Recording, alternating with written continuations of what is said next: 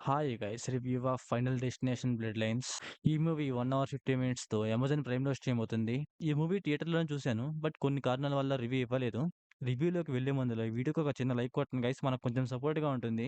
ఇంకా ఈ movie basic story line ఏంటంటే, ఒక అమ్మాయికి వింత వింత కలలు వస్తా ఉంటాయి. ఆ కలలకి, ఈ అమ్మాయికి ఏం సంబంధం? ఆ కలలు ఏంటి అని మనం మూవీలో చూస్తాం.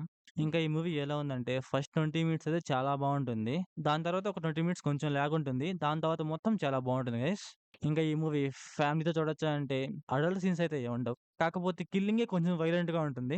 ఇంక మీ ఇష్టం గైస్. మూవీలో నార్మల్‌గా కిల్లింగ్ అవుతా ఉంటుంది. ఆ కిల్లింగ్ కూడా చాలా బాగా చూపిస్తారు గైస్. లైక్ మనకెక్కడ అది గ్రాఫిక్స్ గాని, వీఎఫ్ఎక్స్ గాని, సీజీఐ గాని ఏం అనిపించదనమాట.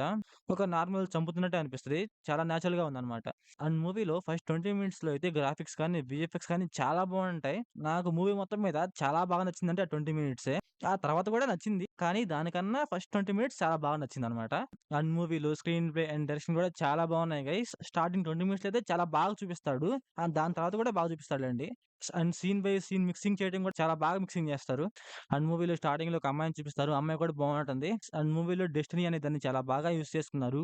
అండ్ మూవీ నుంచి కూడా ఒక మంచి మెసేజ్ ఉంది గైస్. ఇంకా బ్యాక్‌గ్రౌండ్ స్కోర్ విషయానికొస్తే పర్లేదు గైస్. కొన్ని సీన్స్ అయితే చాలా బాగుంది. అండ్ మూవీలో ఒక ఫ్యాంటసీ ఉంటుంది. Coin fantasy.